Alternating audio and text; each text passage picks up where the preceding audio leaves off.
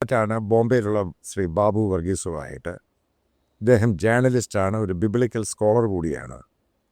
ഇന്നത്തെ ചിറ്റ്ചാറ്റിൻ്റെ പ്രധാനപ്പെട്ട ടോപ്പിക് എന്ന് പറയുന്നത് ഇസ്രായേൽ, ഇറാൻ, അമേരിക്ക ഇവർ വാർ സ്റ്റാർട്ട് ചെയ്യുന്നു.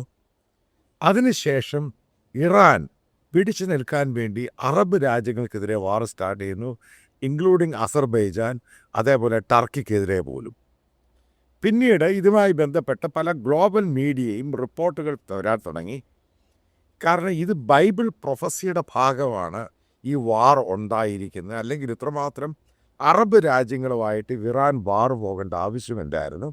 അതായത് എസ്കലേറ്റ് ചെയ്യുമെന്നും അതിനുശേഷം ഇറാൻ എന്ന് പറഞ്ഞ രാജ്യം ഇസ്രായേലിൻ്റെ അണ്ടറിലായിരിക്കും ഇനി വർക്ക് നടക്കുന്നതെന്നും ഇസ്രായേലിൻ്റെ എക്സ്പാൻഷൻ ഉണ്ടാകുമെന്നും ഇതിൻ്റെ അകത്ത് ഈ പ്രൊഫസി ആയിട്ട് ബൈബിൾ എഴുതിയിട്ടുണ്ട് എന്ന് പല ആൾക്കാരും അതിനെ കോട്ട് ചെയ്ത് പറയുന്നു.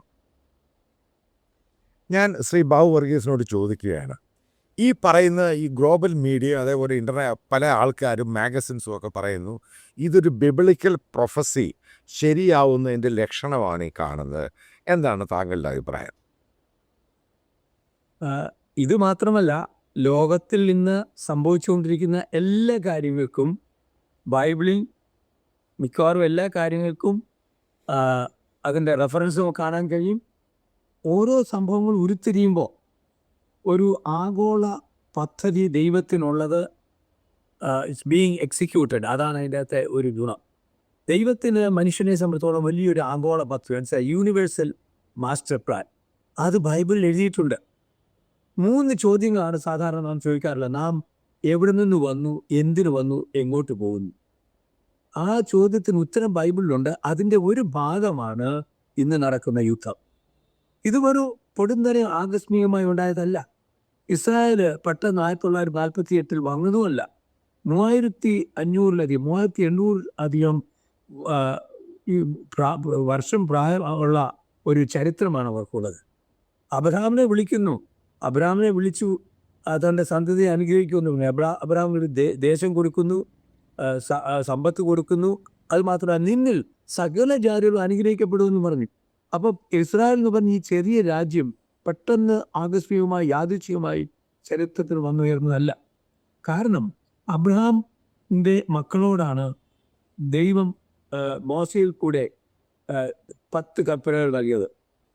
ദൈവത്തിൻ്റെ എല്ലാ ആലോചനകളും ദൈവം പ്രത്യേകമായിട്ട് ഇസ്രായേൽ മക്കൾ കൂടിയാണ് നൽകിയത്. 2 കാര്യങ്ങളാണ് ഇസ്രായേൽ മക്കൾ, അതായത് യഹൂദന്മാരിൽ നിന്ന് നമുക്ക് ലഭിച്ചത്. 1, നമുക്ക് ബൈബിൾ ലഭിച്ചു. 2, യേശുക്രിസ്തുവിനെ ലഭിച്ചു. അപ്പോൾ ഒരു സാധാരണ സംഭവമല്ല, ദൈവത്തിൻ്റെ ആഗോള പദ്ധതിയുടെ ഒരു ഭാഗമാണ്. മനുഷ്യൻ ആദം അവയും പാപം ചെയ്തപ്പോൾ പാപത്തിൽ നിന്ന് വിടുതൽ നൽകും, സ്ത്രീയുടെ സന്തതി സർപ്പത്തിന് തലയെ ചതയ്ക്കുമെന്ന് പറഞ്ഞു. ആ സ്ത്രീയുടെ സന്തതിയായ ദൈവപുത്രനായ യേശുക്രിസ്തു ഒരുവരത്തിന് വേണ്ടി ഇസ്രായേലിനെ ദൈവം തെരഞ്ഞെടുത്താണ്. ചരിത്രത്തിലെ വെറും ഒരു ചെറിയ സ്പോട്ട് അല്ല, ചരിത്രത്തിൻ്റെ കേന്ദ്ര ബിന്ദു യഹൂദനും ഇസ്രായേലുമാണ്. ആ യഹൂദൻ കൂടിയാണ് യേശുക്രിസ്തു ലോകത്തിൽ വന്നത്. അതേപോലെ തന്നെ ഈ വാറിനെ പറ്റി അമേരിക്കൻ സൈനിക മേധാവികളും അമേരിക്കൻ പൊളിറ്റീഷ്യൻസും, പ്രത്യേകിച്ച് റിപ്പബ്ലിക്കൻ പാർട്ടി അഡ്മിനിസ്ട്രേഷനും അത് പറയുന്ന വാർ ഓഫ് ഡിവൈൻ എന്നാണ് പറയുന്നത്. ആ രീതിയിലാണ് അവരിതിനെ വ്യാഖ്യാനം കൊടുക്കുന്നത്. അതായത് ദൈവത്തിൻ്റെ വാറാണ് ഈ നടക്കുന്നത്. അത് ഈ പറയുന്നതുമായിട്ട് എന്ത് പ്രത്യേകത? ഈ അമേരിക്കയും ഇസ്രായേലുമായിട്ടുള്ള ബന്ധം ഓക്കെ, പക്ഷെ അമേരിക്ക ഇത് പറയുന്നതിൻ്റെ ആവശ്യം എന്തുവാ? അതായത് ബിബ്ലിക്കൽ ഇതാണോ എന്നെനിക്കറിയത്തില്ല. ഇത് മുസ്ലിമും അല്ലാത്തവരും യഹൂദൻ തമ്മിലുള്ള സംഘർഷമൊന്നും അല്ല. ഇത് ദൈവം തൻ്റെ പദ്ധതി അനുസരിച്ച് ബൈബിളിൽ പറഞ്ഞിട്ടുള്ള കാര്യങ്ങളാണ്. കാരണം ആഗോളപരമായിട്ട് അവസാനം ഇറാനും തുർക്കിയും സുഡാനും ലിബിയയും റഷ്യയും ചേർന്ന് ഇസ്രായേലിനെ ആക്രമിക്കും. അത് എസെക്കിയേൽ 38-39 പറഞ്ഞിട്ടുണ്ട്. പിന്നെ ഏലാമിൻ്റെ കാര്യം, അതായത് ഇറാൻ പഴയ പേർഷ്യയുടെ ഭാഗമായ ഏലാം, അതിൻ്റെ ഭാഗം നമുക്ക് യെരമ്യ 49 പറഞ്ഞിട്ടുണ്ട്. ഇതൊക്കെ റെഫറൻസ് ഉള്ളതാണ്. എന്താ സംഭവിക്കുന്നത് ചോദിച്ചാൽ, ഇതൊരു ദൈവിക പദ്ധതിയാണെന്നുള്ളത് ഇത് അമേരിക്ക ഇടപെട്ടതുകൊണ്ടല്ല, ദൈവത്തിൻ്റെ ആഗോള പദ്ധതിയുടെ ഭാഗമാണ്. കാരണം യേശുക്രിസ്തുവിൻ്റെ വരമാണ്. 6 കാര്യങ്ങളാണ് ഇനി ഭാവിയെ സംബന്ധിച്ച് ബൈബിളിൽ പറഞ്ഞിട്ടുള്ളത്. 1, നാം ആദ്യമായിട്ട് 1948 ഇസ്രായേലിൻ്റെ പുനർജന്മ. ലോകം മൊത്തം സഞ്ചരിച്ച ഇസ്രായേൽ 78 വർഷങ്ങൾക്ക് മുൻപ് ഒരു പുതിയ രാജ്യമായിട്ട് വന്നു. ഒരിക്കലും ആരും പ്രതീക്ഷയില്ല. പക്ഷേ ബൈബിൾ വ്യക്തമായിട്ട് എഴുതിയിട്ടുള്ള കാര്യമാണ്. 2, ഒരു ഒരു A new alignment of the Nations. പുതിയ ഒരു ആഗോള സമ്പദ് വ്യവസ്ഥ വരാൻ പോവുകയാണ്. ഒരു ന്യൂ വേൾഡ് ഓർഡർ ഉണ്ടാകാൻ പോവുകയാണ്. അതിൻ്റെ ആരംഭമാണിത്. കുറച്ച് നാളായിട്ട് ഇത് തുടങ്ങിയതാണ്. ഒരു 10 നേഷൻ ഫെഡറേഷൻ, ഗ്ലോബൽ ഫെഡറേഷൻ ഉണ്ടാകാൻ പോവുകയാണ്. ഒക്കെ അതിൻ്റെ ആരംഭമാണ്. പിന്നെ ഏറ്റവും അടുത്ത് സംഭവിക്കാൻ പോകുന്നത് യേശു ക്രിസ്തുവിൻ്റെ 2ാമത്തെ വരവാണ്. യോഹന്നാന്റെ സുവിശേഷം 14-ാം അധ്യായത്തിൽ യേശു ക്രിസ്തു പറഞ്ഞു, ഞാൻ വീണ്ടും വരുമെന്ന് പറഞ്ഞു. ആ വീണ്ടും വരവിൻ്റെ ആരംഭമാണ്. ഇനി ഏറ്റവും അടുത്ത് സംഭവിക്കാൻ പോകുന്നത് ബൈബിൾ അനുസരിച്ച് യേശു ക്രിസ്തു വീണ്ടും വരും. ഈ യുദ്ധത്തിനൊക്കെ അല്പമായൊരു ശാന്തത ഉണ്ടാകും. എന്നാൽ it will be a false peace. Abraham accord എന്ന് പറയുന്നത് ഇതിൻ്റെ ആരംഭമാണ്. അതിനുശേഷം ഒരു വലിയ ആഗോള സാമ്പത്തിക മാന്ദ്യം വരാൻ പോവുകയാണ്. അത് ബൈബിളിൽ പറഞ്ഞിട്ടുണ്ട്. എന്ത് ഒരു വലിയ പ്രശ്നങ്ങളും കലഹങ്ങളും കണ്ടിന്യൂ ചെയ്യും, യുദ്ധങ്ങൾ കണ്ടിന്യൂ ചെയ്യും പല സ്ഥലങ്ങളിൽ. എന്നാൽ ഒരു ഫോൾസ് പീസ്, ഒരു കാപട്യമായ ഒരു ശാന്തത, കാം ബിഫോർ സ്റ്റോം, കൊടുങ്കാറ്റിന് മുമ്പുള്ള ഒരു ശാന്തത കാണാം. അതുകൊണ്ട് ഇസ്രായേൽ സാമ്പത്തികമായിട്ട് കുറച്ച് ഭദ്രത വരും. എന്നിട്ട് കാര്യങ്ങൾ കുറച്ച് ശാന്തമാകും. അതിൻ്റെ ഇടയ്ക്ക് പറയട്ടെ, ചിലപ്പം ഇന്ത്യയിൽ നിന്നും ധാരാളം ജോലിക്കാരങ്ങോട്ട് പോകാനുള്ള സാധ്യതയുണ്ട്. എന്നാൽ അത് വെറും ഒരു വലിയ കൊടുങ്കാറ്റിൻ്റെ ആരംഭമാണ്. ഇസ്രായേൽ സംഭവിക്കാൻ പോകുന്നത് ശാന്തതയ്ക്ക് ശേഷം അതികൊണ്ടും ഭീകരമായ ആക്രമണം സംഭവിക്കാൻ പോവുക. അതിന് ഗ്രേറ്റ് ട്രിബുലേഷൻ എന്നാണ്, മഹാപീഡനം എന്നാണ് ബൈബിൾ പറഞ്ഞിരിക്കുന്നത്. എന്നാൽ അതിനു മുമ്പ് സംഭവിക്കാൻ പോകുന്നത്, സാറേ ഞാൻ ഇത് പറയുമ്പോൾ പലരും വിചാരിക്കും ഇത് ബാബു വല്യപ്പൻ ആരാണ്ട് എഴുതി വല്യപ്പന് വട്ട. ഏറ്റവും കൂടി ഇനി അടുത്ത് സംഭവിക്കാൻ പോകുന്നത് യേശു ക്രിസ്തു പറഞ്ഞതുപോലെ വീണ്ടും വരാൻ പോവുകയാണ്. പെട്ടെന്ന് യേശു ക്രിസ്തു വിശ്വസിച്ച് യേശു ക്രിസ്തുവിനെ രക്ഷകനായി പാപം ഏറ്റു പറഞ്ഞ് കർത്താവ് വിശദമായി സ്വീകരിച്ചവർ എല്ലാവരും എടുക്കപ്പെടും. പെട്ടെന്ന് ഒത്തിരി പേര് ഇവിടുന്ന് മാറ്റപ്പെടും. ലക്ഷങ്ങൾ, കോടികൾ ഇവിടുന്ന് മാറ്റപ്പെടും. അതാണ് അടുത്ത സംഭവം എന്ന് പറയുന്നത്. അതിൻ്റെ ആരംഭമാണ് ഈ യുദ്ധമെല്ലാം. അതെല്ലാം ബൈബിൾ എഴുതിയിട്ടുണ്ട്. ഞാൻ വിശദമായിട്ട് എഴുതിയിട്ടുണ്ട് പുസ്തകം tomorrow the future of the world. ഞാൻ മിഡിൽ ഈസ്റ്റ് ജേർണലിസ്റ്റ് ആയിരുന്നു. ആ രീതിയിൽ ഞാൻ അപഗ്രഥിച്ച് എഴുതിയ 400 പേരുള്ള പുസ്തകമാണ്. അതനുസരിച്ച് ഒന്നാമത്തെ സംഭവിക്കാൻ പോകുന്നത് യേശു ക്രിസ്തുവിൻ്റെ വരവാണ്. എന്നാൽ അതിനുശേഷം പെട്ടെന്ന് ഒരു ആഗോള നേതാവ് എഴുന്നേൽക്കാൻ പോവുകയാണ്. He said I will fix it. ആ ആഗോള നേതാവിനെ അന്തിക്രിസ്തു എന്നോ I call him the global dictator.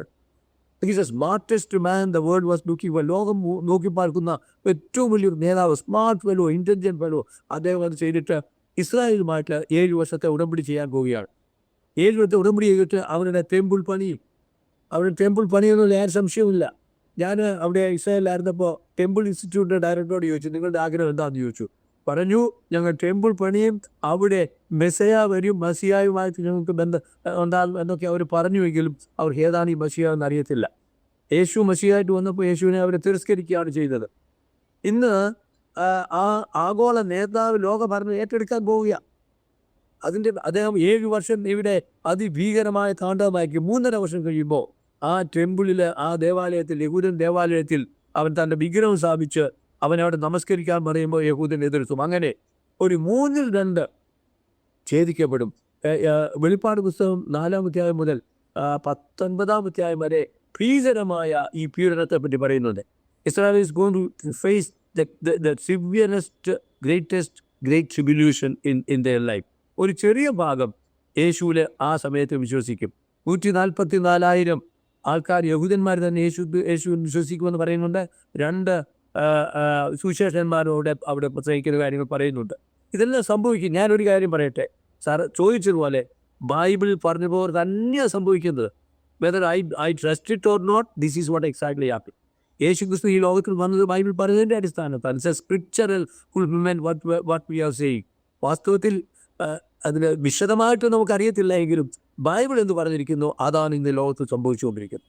ആഗോള മാന്ദ്യം വരാൻ പോകുന്നു, ഡിക്റ്റേറ്റർ ഏറ്റെടുക്കാൻ പോകുന്നു. യേശു ക്രിസ്തു വിശ്വസിച്ചതെല്ലാം ഇവിടെ നിന്ന് മാറ്റപ്പെടുന്നു. പിന്നീട് 7 വർഷം കഴിഞ്ഞ് അവരെല്ലാവരും തിരിച്ചു വന്ന് യേശു ക്രിസ്തുവിൻ്റെ കാല് ഒലിവുമലയിൽ തൊടുമ്പോൾ അത് 2ആയിട്ട് വിഭജിക്കാൻ പോകുന്നു. അതിനുശേഷം യേശു ക്രിസ്തുവിടെ 1000 ആണ്ട് വാഴാൻ പോകുന്നു. യേശു ക്രിസ്തു വിശ്വസിച്ചവരും കൂടെ അതാ സംഭവിക്കാൻ പോകുന്നത്. അപ്പോൾ അതിൻ്റെ ആരംഭം സാർ ഇതെല്ലാം ബൈബിൾ പ്രൊഫസിയാ.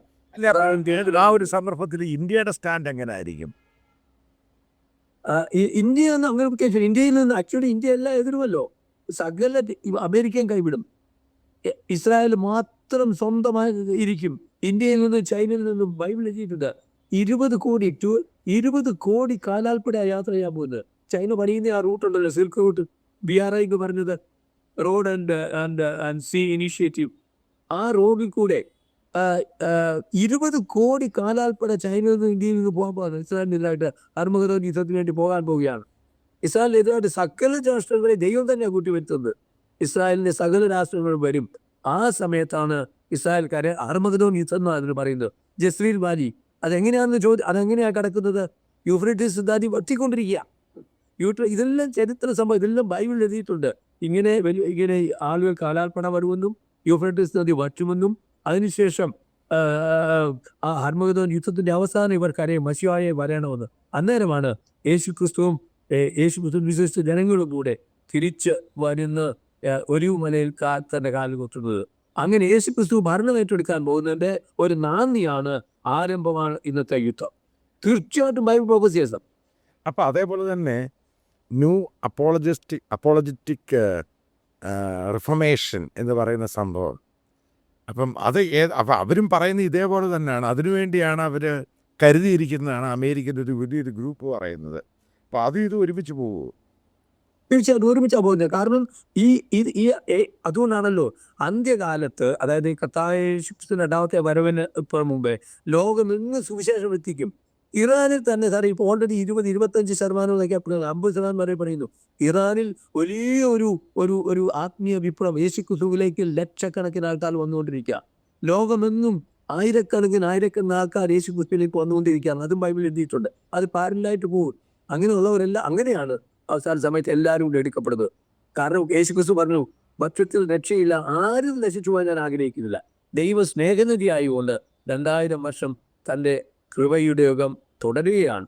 എത്രയാണെന്ന് നമുക്കറിയത്തില്ല, എന്നാൽ വളരെ ഷോർട്ടാണ്. എത്രയും പെട്ടെന്ന് യേശു വിശ്വസിച്ചവർ എല്ലാവരും എടുക്കപ്പെടാൻ പോവുകയാണ്. ഈ ലോകത്തിൽ വലിയൊരു മഹാപീഡനം വരാൻ പോവുകയാണ്.